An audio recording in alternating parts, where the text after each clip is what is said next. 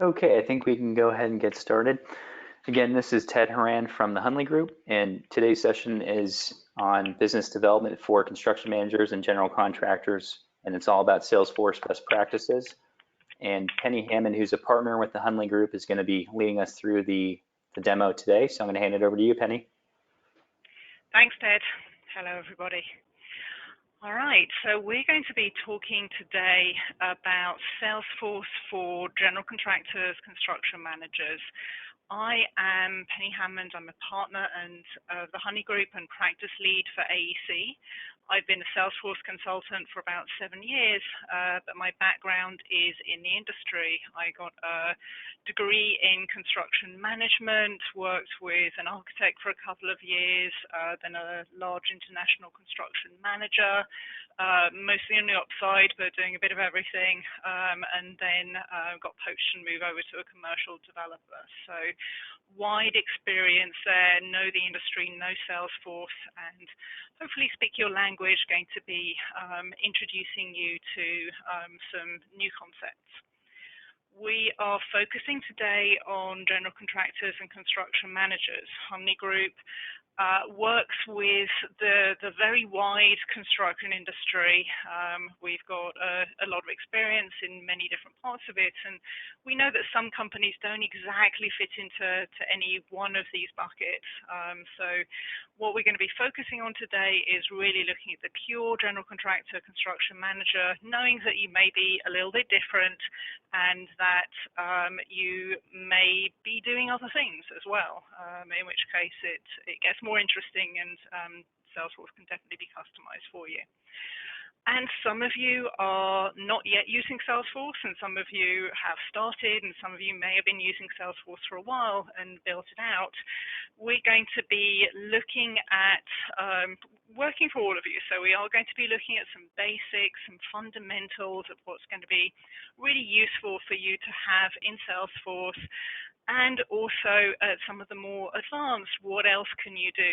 So usually people start with a crawl, walk, run approach and start with the simple things and then add more things in later. And we'll be showing you snippets of those throughout as well. Some of the areas that we're going to be capturing today, so you've got the lead side of things, managing relationships. This industry is so relationship focused. We want to make sure that you can track all of those and make sure that everybody knows who's talking to who has a relationship with who works with who, etc., etc.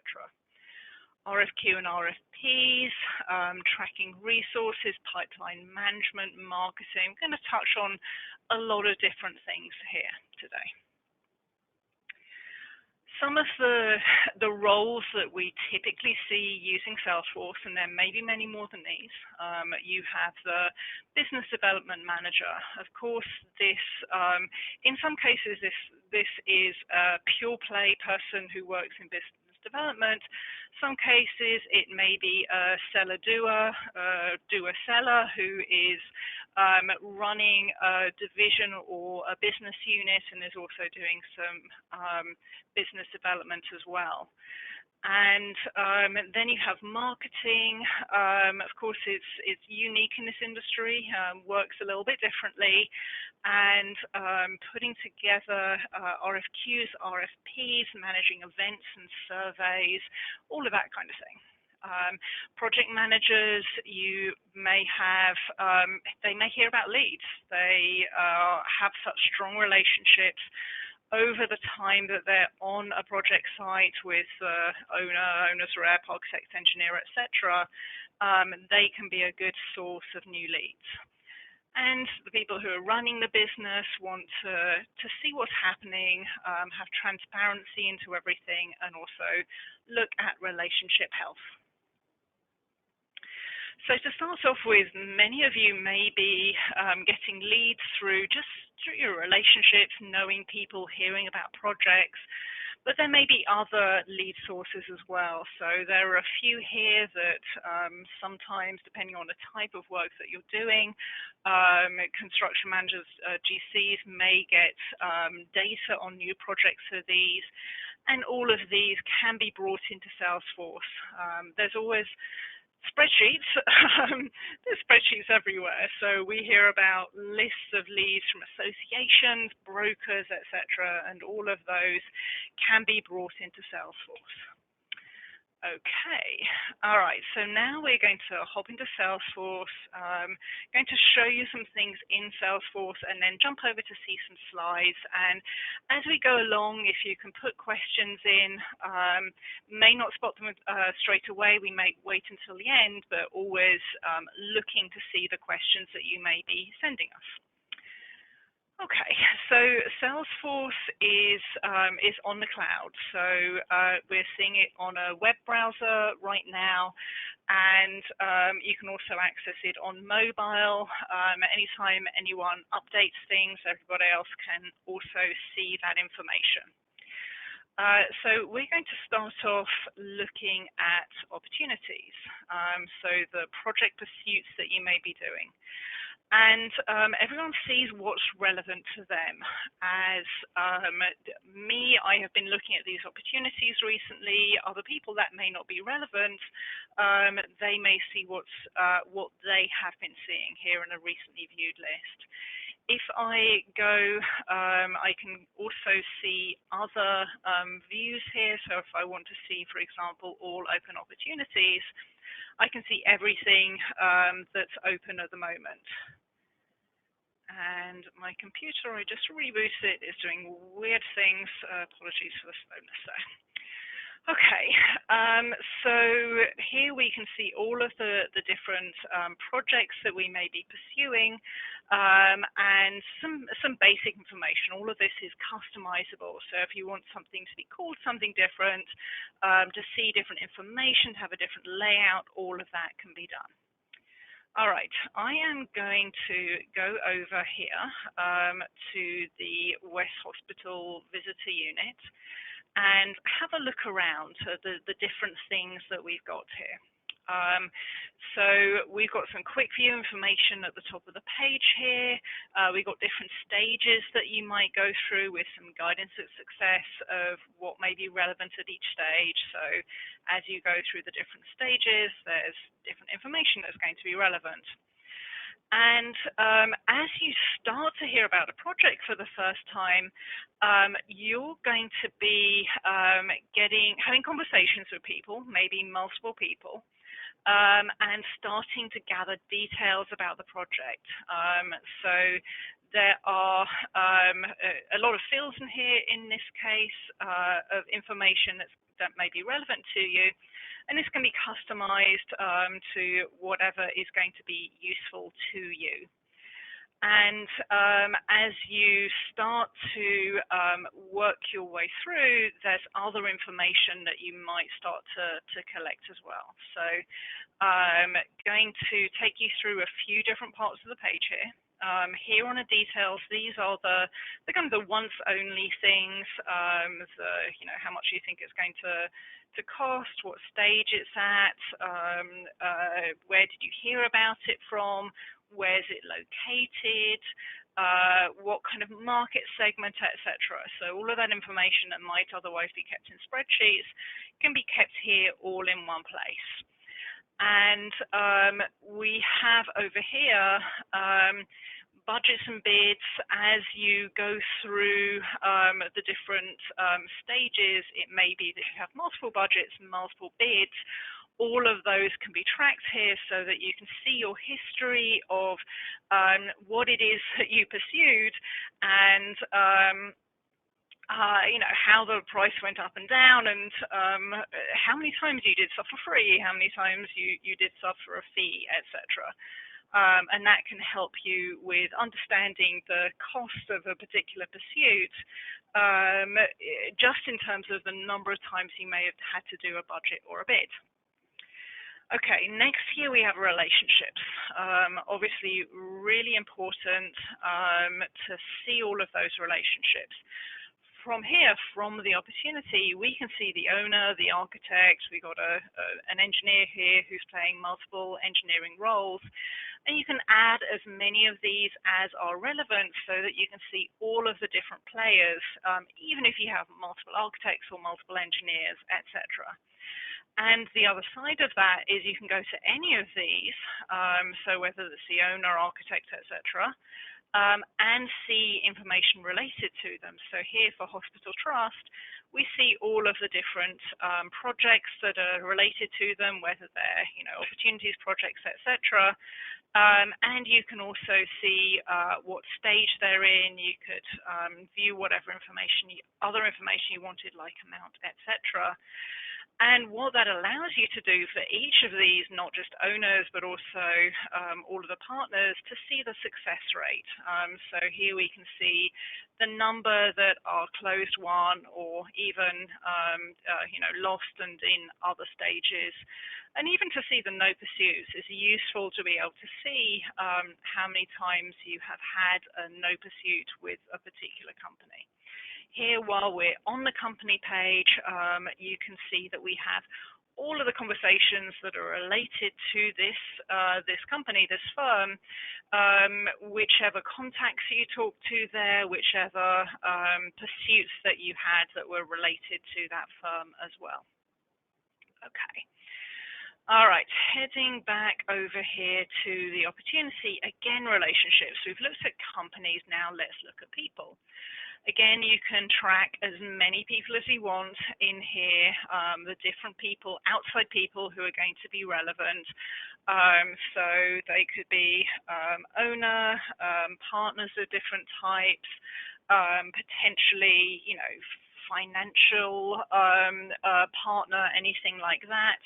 But all of the obvious and maybe some of the not so obvious people, so that you can see all of those different people who are involved. And again, looking the other way, we can see all of the different projects that they're related to. And just like with the account, you can see your success rate that's related to this individual person. Is this that person that every single project that you pursue ends up being lost, and maybe you should reconsider or see if you should build a relationship with that person? A few other things related to contacts. First of all, you can move contacts from one company to another and still see all of the information that's related to them. So even if they move from one engineer to another engineer, or from an owner to an architect, you can still see all of the information, all of the opportunities that were related to them, the activities that they did, etc. Here is an example of a campaign. So you can see the golf game that this person attended. You can list out all of the different events, whether they're ones that you put on or were put on by other companies and you attended, so that you can track everything that you're spending your time on. And mostly this is socializing, but it could also be things like conferences and other events as well. Okay, going to head back here and continue looking down on this particular opportunity. We have project staffing, so looking at who is either proposed for a project or who's actually on a project. And with that, you can go back. Imagine when you're going back and looking at this and you're looking at projects that have already been built, to have that history of all of the different people who are on them can be really strong. So you'll be able to see that, for example, Karen works with Peter Project, and you can also, if you want to, look at the strength of the relationship and that kind of thing as well. Let's head over and have a look at Peter here. So we have a bio that we'll look a little bit later, have a quick glimpse at InDesign plugin and other ways of producing resumes and other staff-related information. So this, again, is highly customizable, whatever it is you want to do. You could have a particular bio for a particular staff on a particular project, or you could have just a general one.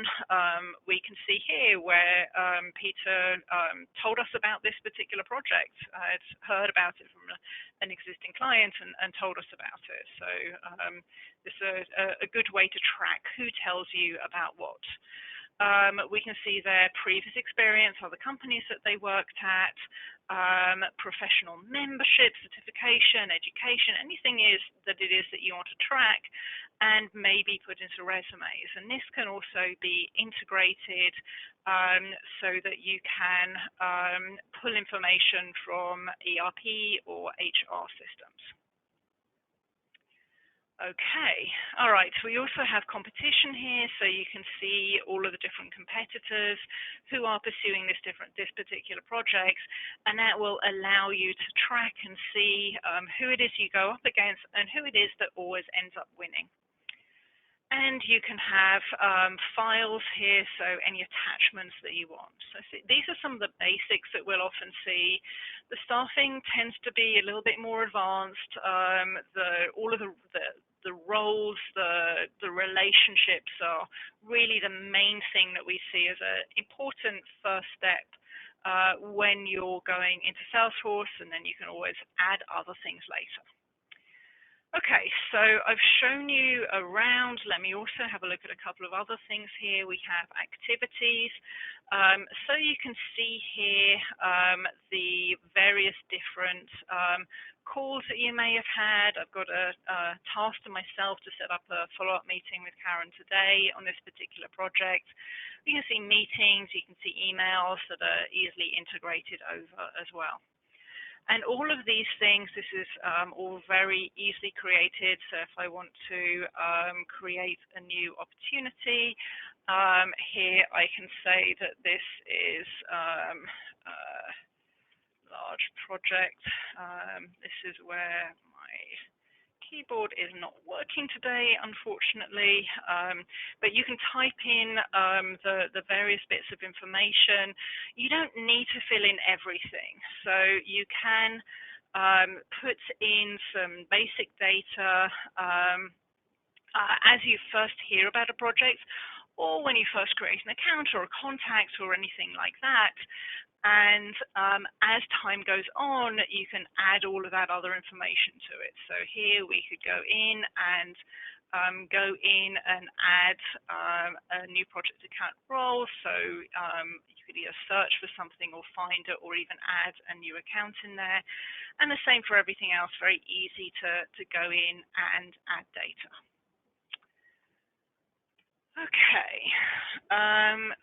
so then there may be some other things that you may want to do with the project, and I'm going to be showing you a few slides related to that. I'm going to jump in and show you a couple of other things. I'm going to go here and show you first a project that has actually been completed. Once you've won that project, you can change the layout, you can have different information, and this tends to end up being more of a marketing-driven page at this point. You're not pursuing, but you do need to track all of the different things that need to be done as you are going through the marketing post-award. So we've got a few examples here of post-award action items, and here we have client approval for marketing, client reference, press release for project win, etc., etc. You can have statuses. I'm going to view all here to see a little bit more information. Who is in charge of doing this? Start dates, and this is a very simple version. You can go much more complex in terms of project management for these type of tasks, and simply do the same for when you're putting together RFPs and RFQs. And what you can do is either assign the tasks individually.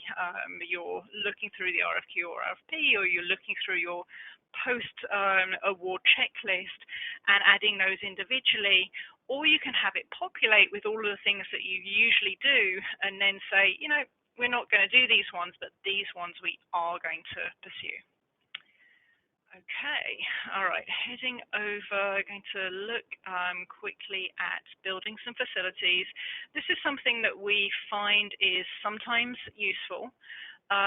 So if you have a campus or plant or something that you have a lot of work with and you go back to frequently, you can store information about that. You can link it to all of the different opportunities, and these could be parent and child opportunities if needed, if there's some kind of relationship, if you're getting an MSA or some kind of continuing agreement and individual contracts under there, those could be tracked.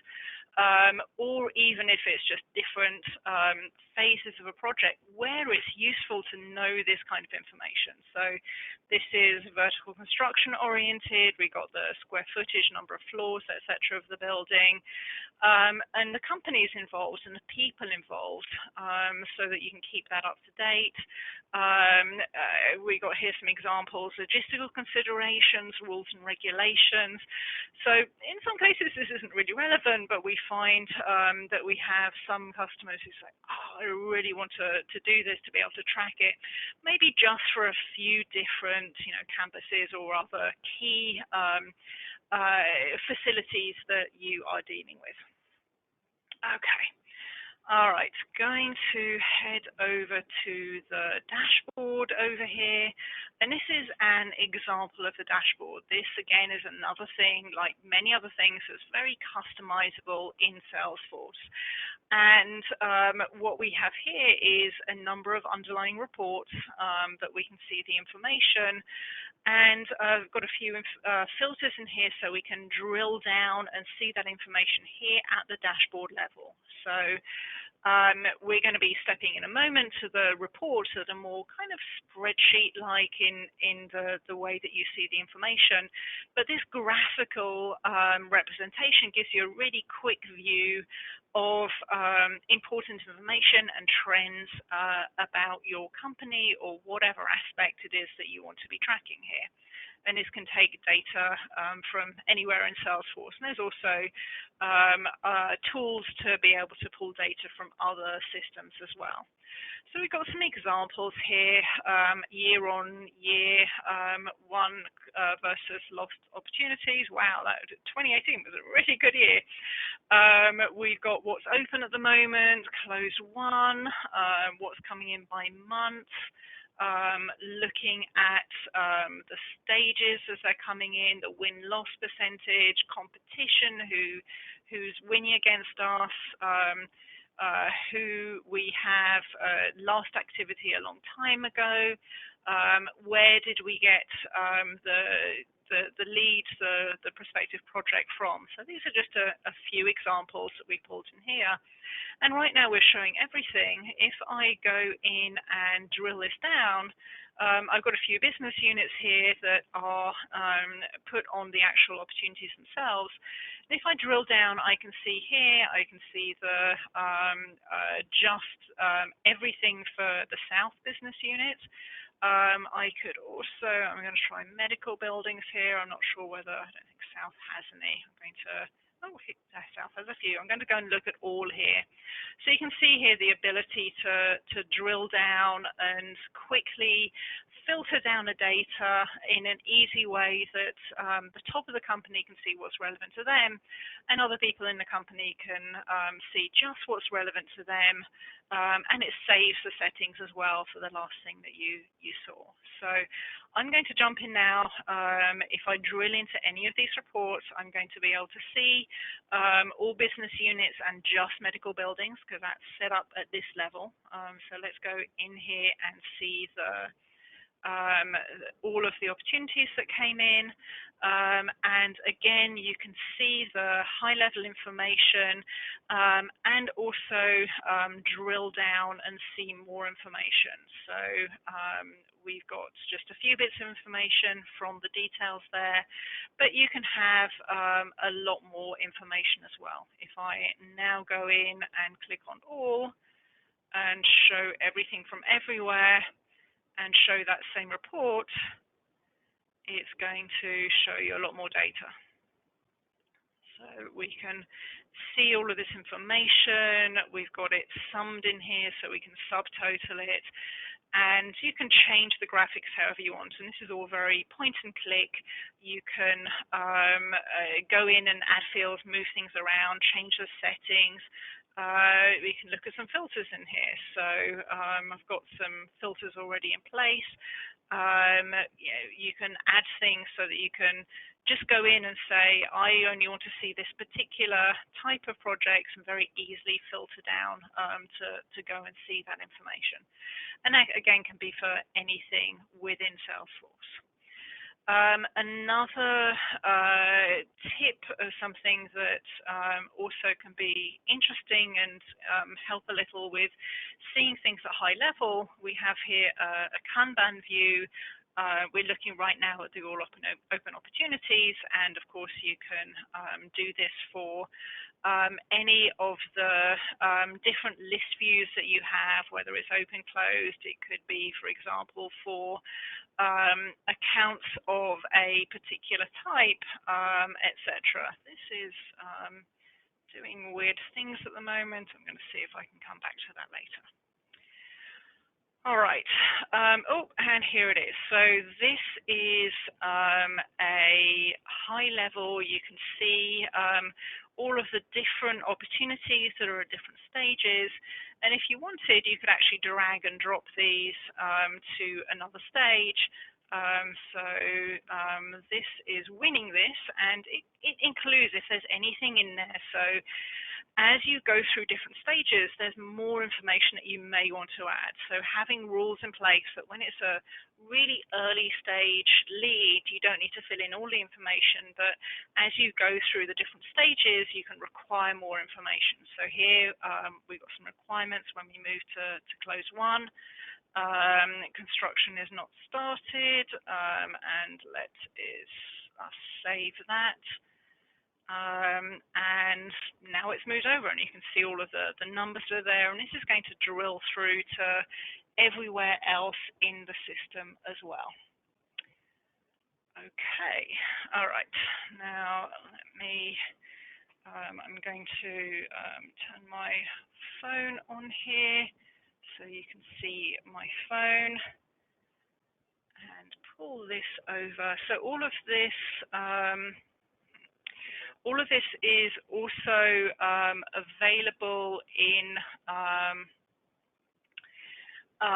mobile. So all of this data that you've seen, you can also get to all of it from mobile, add information, change information, look things up. So I'm going to go over here to Salesforce, and this also remembers what I've looked at recently. So remember, I just changed the Bank of America opportunity here, and it's automatically gone on my phone and said, okay, this is the most recent thing that you looked at. So here, let's go and look at the West Hospital over here. And again, we can see all of that information in a compact version. It's a little larger on a tablet version, but pretty compact here, so you can see everything in one place. So we can scroll down, see all of the relevant information, and you can have a more compact layout for the phone as well. And say we wanted to go over to the related information. We can see all of that information about who is involved in a project. So if, say, you were going in, and I'm going to go and go back, I'm going to go over to contacts and look at Karen again. Say we're going to walk into a meeting with Karen. You can go in, we've got a phone number here, you can click to dial, you can text from here, all kinds of other things. But clicking on related, what is it that I have, that our company have worked with Karen on? And again, you can go in and see this information very quickly while you're on the road. And another thing, let's actually go back into, I'm going to go back over here to the opportunities, that opportunity we were just looking at. And you can do a number of things from here. You can edit it, you can clone it, log a call, etc. And you can decide what it is that you allow people to do on their mobile devices.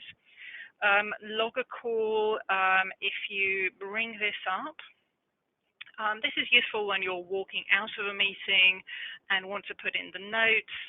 And you can do voice to text. So if you click on this, you do whatever your phone is, whatever the voice to text is. And I'm going to talk into this and see what it comes up with. Meeting went well. Call Karen next week to arrange meeting.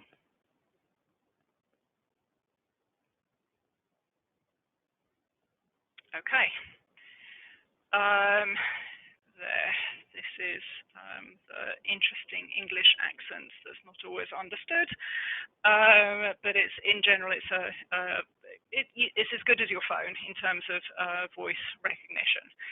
So with this, you can add any other information that you want. So I can relate this to Karen. You can also relate it to multiple people as well.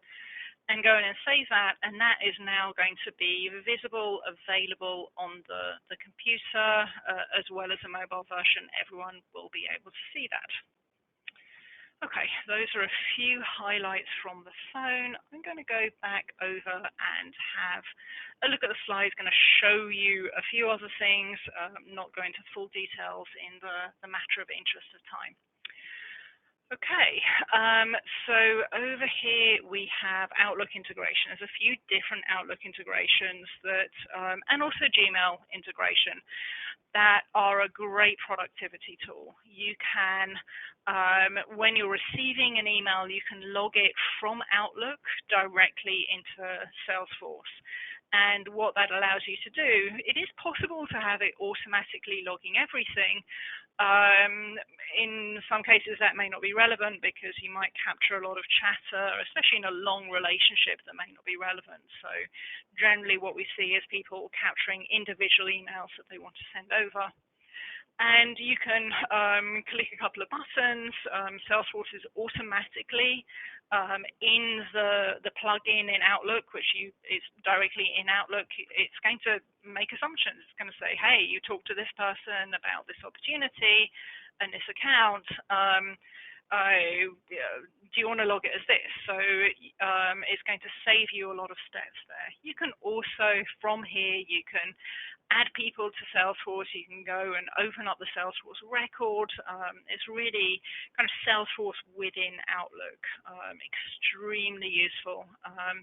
You can also sync events over so that if you have an event, you can put that in as well. So any meeting that you have can be pushed over. There's an integration for meetings with Outlook. Then you have Inbox for mobile that has even more functionality. So as well as being able to do all of that, you can do things like having read receipts, send it later. You can have shortcuts, templates of, if there's something you tend to say all the time, have an easy and quick way to do it instead of having to type it out, especially if it's on your mobile. And my favorite here is the availability. So you can send an email that has the available time slots for somebody to be able to pick something. And if one of your time slots that you sent now becomes unavailable, that's going to be grayed out and they won't be able to see it.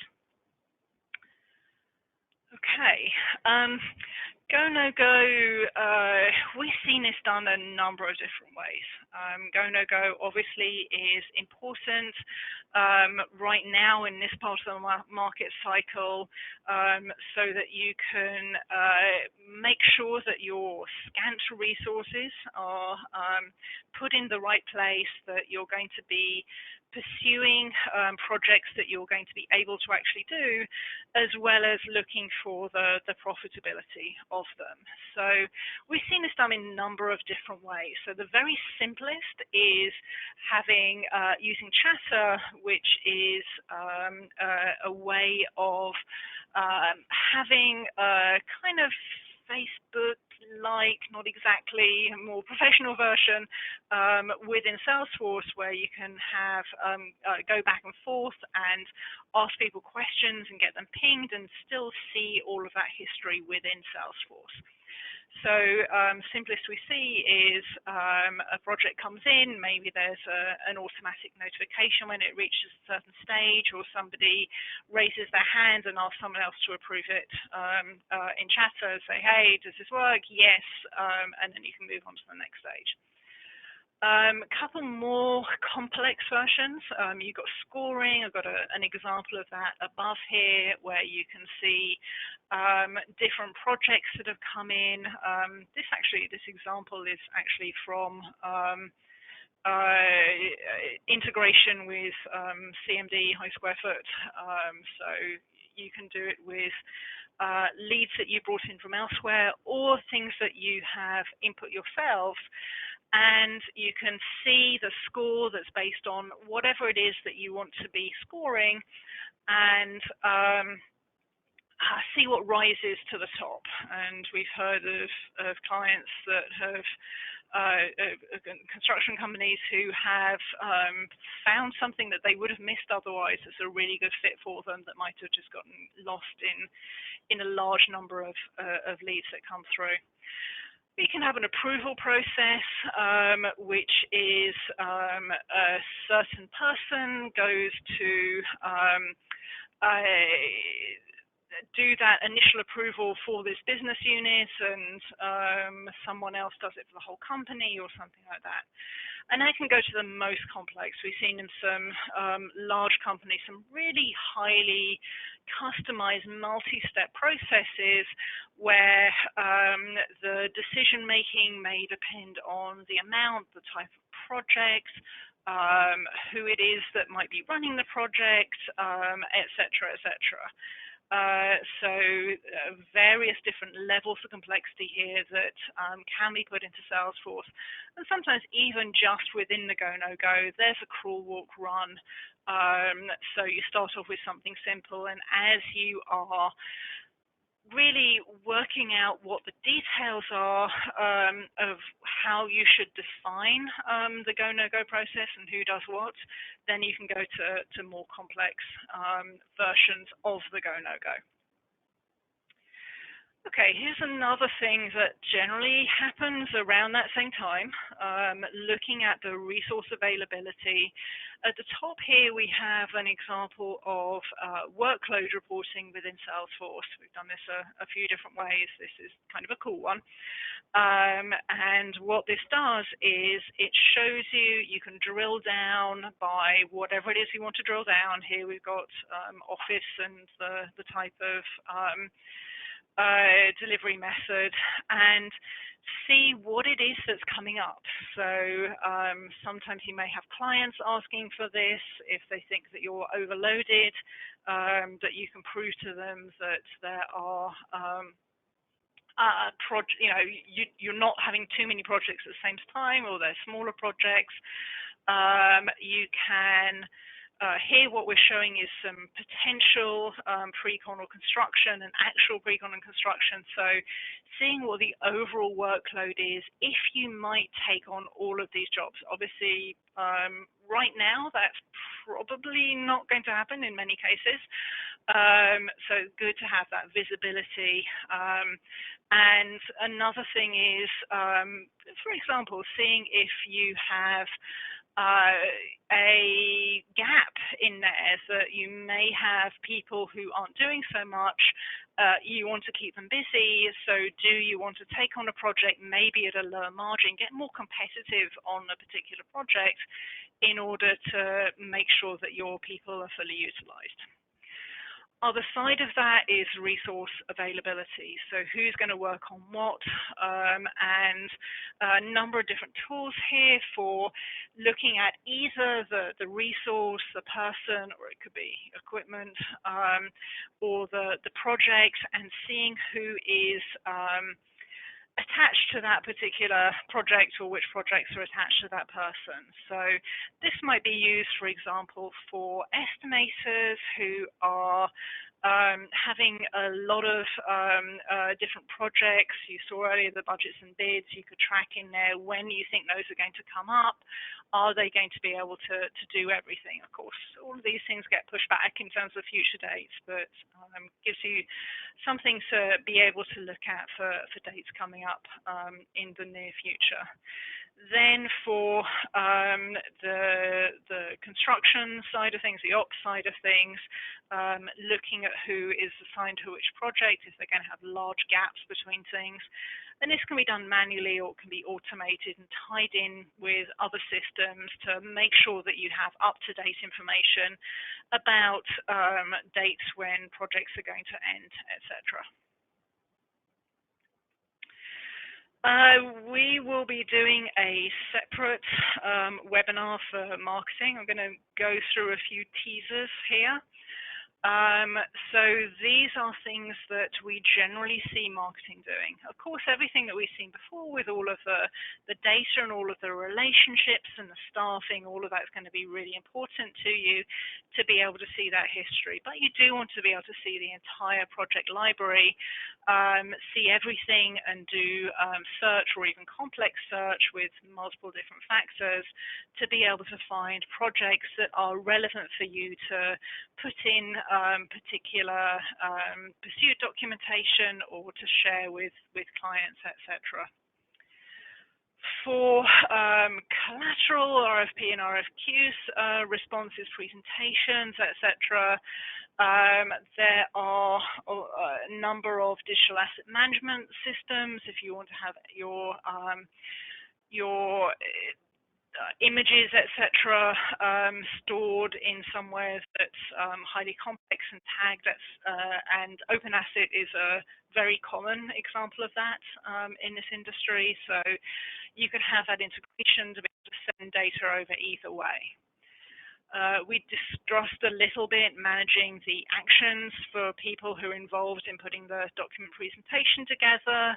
That might be saying, okay, this person has to look over the legal side of things, this person has to put together the operational plan, logistics, etc. So you can have those lists in there as you're going through the mad scramble of putting some of these documents together, being able to keep an eye on all of the different moving parts. Then creating project sheets, project lists, resumes. That can be in InDesign, PowerPoint, Word. Post-award, so we saw the example of that before, that you can track different things that you're doing, for example, checking the client approval for marketing, managing who is going to do and when is going to do photos, press releases, social media, etc. Collecting surveys. Surveys can definitely be done in Salesforce and track so that you can see which people and which projects got different survey results from clients and partners, etc. You can collect and manage references, awards, publications, all of those different kind of small moving parts that might be kept in spreadsheets at the moment. And think spreadsheet, what can I take from a spreadsheet and move into Salesforce? Managing social events, we see this a lot. I showed you a little on the campaign side of things for a contact, but for a particular event, whether that's something that you're putting on yourselves or maybe you've been invited to, being able to see who is going internally, who's going externally, tracking all of those different moving parts that are going to be relevant for social calendars. And also insight into digital engagement. I'm going to show you a couple of examples here InDesign integration. So we have a number of different ways of integrating with InDesign. You got a simple click a button in Salesforce from a project, for example, or a staff record to be able to create something in InDesign, the project sheet or resume for them. You can have a component in Salesforce that selects data for single or multiple records and pushes to InDesign. And of course, either of these can also go to Word or any other system, any of the common systems. And there's also, we have an InDesign app that pulls data from Salesforce live into InDesign, and you can select multiple different people and what it is exactly you're going to show for them, and drill down and say, I only want to, for these people, I want to show the healthcare, for example, projects that they've worked on, and these are the different types of qualifications I want to show. So a lot of granularity there of what we can do with the InDesign plugin. Another thing that, again, is usually more advanced is visibility into digital engagement. So typically in this industry, we don't see a lot of big, complex email campaigns, generally because of the relationship side of things. Sometimes we do, but often that's not the main focus. But you do have things that are out there, materials that you put together that you want to be able to track and see the effectiveness of them. And you can track all of them separately, so web visits, email opens, etc. But what you can do in Salesforce is bring all of that together. So this is an example of being able to see from a contact record what their engagement history has been. So some of the things that you may want to do, examples, emails, how many times has the proposal email that you sent been opened? Has it been passed on to other people? You can have standard templates for sending emails for websites, which web pages have been viewed, which white papers have been downloaded, even having sign-up sheets for events that can be done on a website or a form. And the clicks that people do, who's engaged with your content on social media. So you can track these things and see if there's anyone who is particularly interested in certain things. Then you can also trigger notifications to people to be on your side to be able to follow up with them. Of course, you want to always be careful with that. I know that it kind of sounds creepy, but it can be done in a more subtle way, you know, just happening to call somebody and carefully directing a conversation to understand what it is that they're looking at and why they've suddenly got this interest in what you're doing.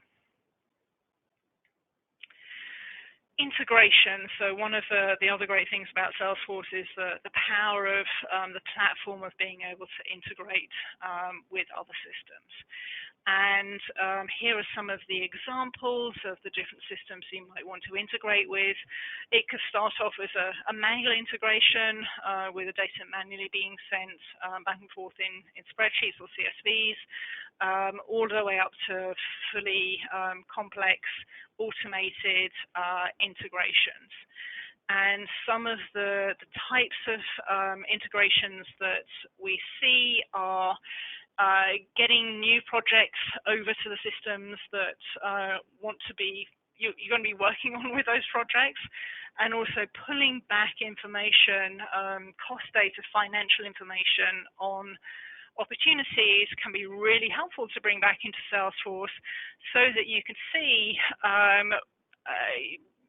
what it is that you've done financially with this particular client, potentially even more advanced, being able to see how many change orders you tend to have with a particular client or partner, etc. And I'm not going to go through all of these, but there's a lot of other things that can be done in Salesforce. These are just a few examples of things that we've seen done in Salesforce in the industry. Some of the Salesforce example advantages: it's built mobile first, very customizable with point and click, built for integration, importing, exporting data, making sure that you have good data quality, a lot of tools, thousands of apps available. So like on your phone, there are apps that plug into Salesforce that do lots of different things, give you additional functionality. Huge community of users, big support system, and it's updated automatically 3 times a year with no disruption. You don't even see it happening generally, apart from the new features that come up if you want to see them. And driving adoption. Some of the things that we see are useful is having a vision for change, communication of change, leadership from the top, driving that change down to the rest of the organization. Keeping it simple, starting with a crawl approach, moving to walk and run once people are in and comfortable with things.